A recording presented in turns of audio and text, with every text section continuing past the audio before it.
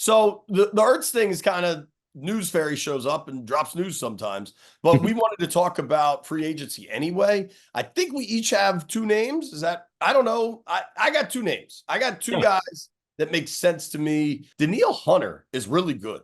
Danielle Hunter has 27 sacks in the last two seasons. He was hurt in 23, 20. He was hurt in 21. The 2 years prior to that, he had at least, I think, 10 and a half in 2 years. Like, he has a track record of getting to the quarterback.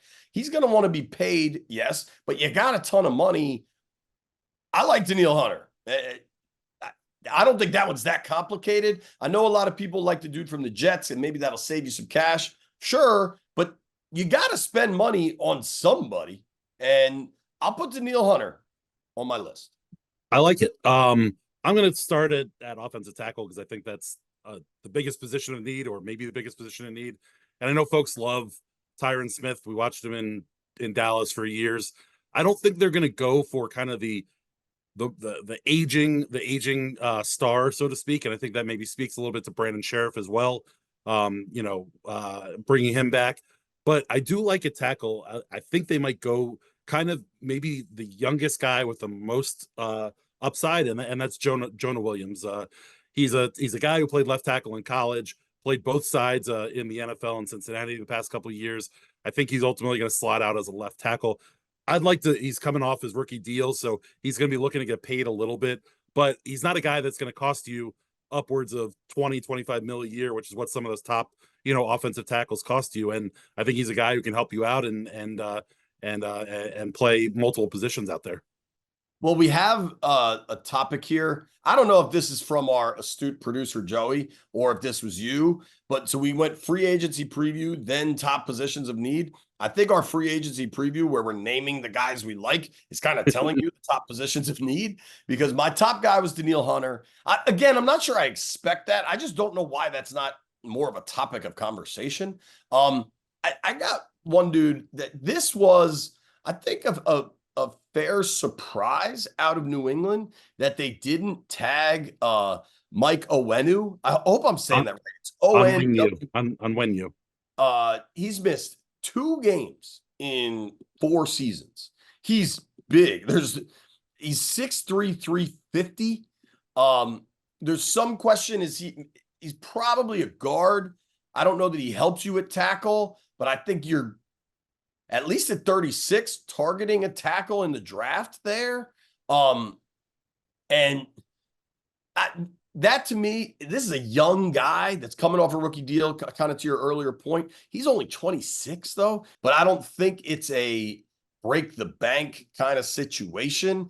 And I mean, you're paying the guard scale and not necessarily a tackle money, and then you're trying to draft your tackles. I just feel like from a roster construction standpoint, I want to draft my quarterback, I want to draft my left tackle, and I want to draft my wideouts. And I want to get those deals done ahead of market pace, because market pace is through the freaking roof. So if I got to pay market at guard or pay market at linebacker, okay. But like, if you're looking at positional value, I don't know. That's my guy. Yeah, no, I like it a lot. He's certainly on my list. If they happen to miss on getting a guy like Jonah Williams, I wouldn't hate bringing in someone like him. But I'm going to look at guard also, and I think kind of the way that I look at free agency is I want the players who were good on their rookie deals and kind of their teams couldn't afford to keep them or couldn't afford to sign them to that deal, because this is where the Commanders are at right now. Is there aren't a whole lot of guys that they drafted that they're re-signing long term. I think they will, or hopefully we'll get a deal done with Sam Cosmi there. But I'm going to look at guard, and I'm going to look at Robert Hunt from the Dolphins. He's such an athletic guard, and he can do so many different things in both the pass and run game that I like the idea of having a guy like that who excelled on his rookie deal. The Dolphins don't have the cash to pay him. I'd love to see the Commanders do it.